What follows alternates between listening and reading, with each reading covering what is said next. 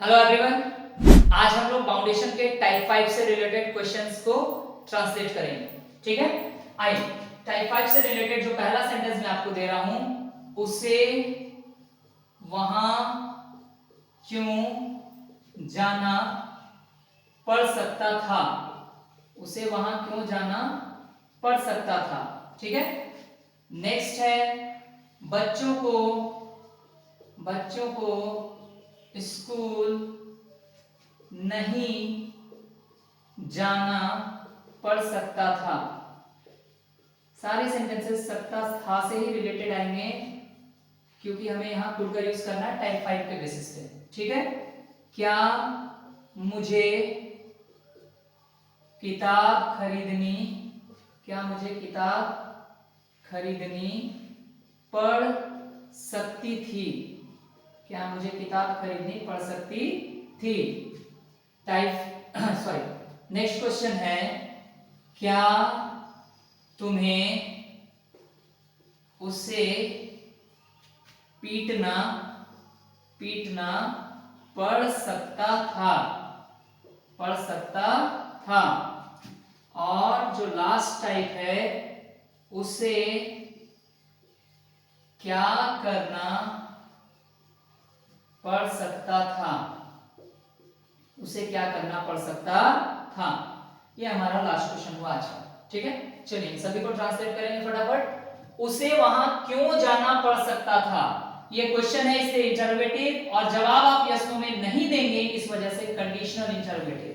तो सबसे पहले क्यों यानी वाई का यूज कीजिए क्वेश्चन वर्ड के तौर पे। क्यों के लिए वाई का यूज किया हमने। उसके बाद कुड का यूज होगा, फिर subject he, why could he have to go there।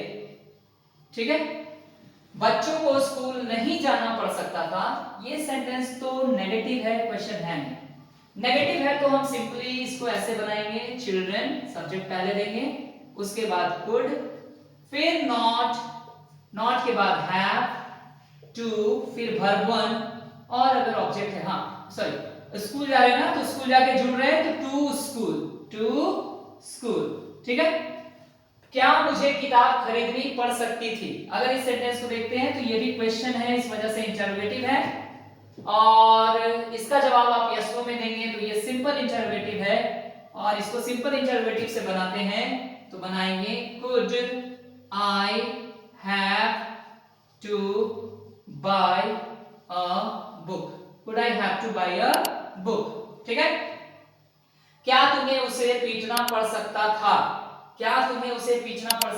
अगर इस सेंटेंस को देखा जाए तो ये भी सिंपल इंटरोगेटिव ही है। क्यों, क्योंकि क्वेश्चन है तो इंटरोगेटिव होगा ही, और इसका जवाब आप यस नो में ही देंगे, यानी इसका भी जवाब यस या नो में ही आएगा, इसलिए आप इसको सिंपल इंटरोगेटिव रखेंगे, और फिर से वही टाइप कॉपी हो जाएगा। कुड के बाद सब्जेक्ट इस बार तुम्हें है यानी you. Could you have to, पीटना के लिए हम लोग यूज करेंगे बीट, है ना। Could you have to beat, उसे के लिए हिम।